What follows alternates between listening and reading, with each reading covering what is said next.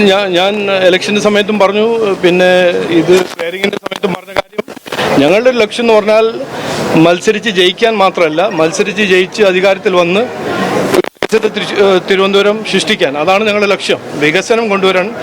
അതിനുവേണ്ടി ഞങ്ങളൊരു വികസന രേഖയുണ്ട്. ഇന്നു മുതൽ മേയറും ഡെപ്യൂട്ടി മേയറും നമ്മളുടെ എല്ലാ കൗൺസിലർമാരും നമ്മളെ ഈ വികസിത തിരുവനന്തപുരം സൃഷ്ടിക്കാൻ ഇന്ന് മുതൽ അധ്വാനം തുടങ്ങും. ഞങ്ങളുടെ ലക്ഷ്യം തിരുവനന്തപുരത്തിനെ മാറ്റി ഒരു ടോപ്പ് നഗരമാക്കാനാണ് ഞങ്ങൾ ചെയ്യാൻ പോകുന്ന കാര്യങ്ങളെല്ലാം. അതിനുവേണ്ടി 100% ഇവർ അധ്വാനിക്കും എന്ന് എനിക്ക് ഉറപ്പ് തരാൻ ഞാൻ ആഗ്രഹിക്കുന്നു.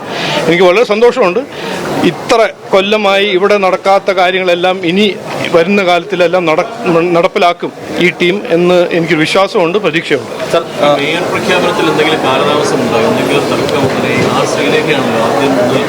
ഇത് നിങ്ങളല്ലേ തീരുമാനിച്ചു കഴിഞ്ഞാൽ? ഞങ്ങളെ പാർട്ടിയെ ഒരു ഡെമോക്രാറ്റിക് പാർട്ടിയാണ്. ഞങ്ങൾക്കൊരു രീതിയുണ്ട്, ഒരു പ്രോസസ്സ് ഉണ്ട്. ഒരു പാനൽ ഉണ്ടാക്കും. ആ പാനൽ ഞങ്ങൾ സെൻട്രൽ പാർട്ടിക്ക് അയക്കും. സെൻട്രൽ പാർട്ടി ഞങ്ങളൊപ്പം ഇരുന്ന് ചർച്ച ചെയ്യും. ചർച്ച നടന്നു, അവർ തീരുമാനിച്ചു. ഞങ്ങൾ അതിൻ്റെ ഭാഗമായി ഞങ്ങളൊരു തീരുമാനമെടുത്തു. ഒരു ലീഡർ മേയറായി, മറ്റൊരു ലീഡർ ഡെപ്യൂട്ടി മേയറായി. ഞങ്ങളുടെ പാർട്ടിയിൽ എത്രയോ പേരുണ്ട്, ക്വാളിഫൈഡും പ്രവർത്തിക്കാൻ കഴിവുള്ള എത്രയോ ലീഡേഴ്സ് ഉണ്ട്. എല്ലാവർക്കും കഴിവുണ്ട്. പക്ഷേ ഈ പ്രോസസ്സിൽ നമുക്കറിയാമല്ലോ, ഒരു കോർപ്പറേഷനിൽ ഒരു മേയർ മാത്രമല്ലല്ലോ.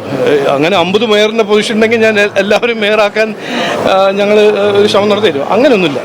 ഇത് വേണ്ടാത്ത കോൺട്രവേഴ്സി മീഡിയ ക്രിയേറ്റഡ് ആണ്. For the media, by the media, of the media.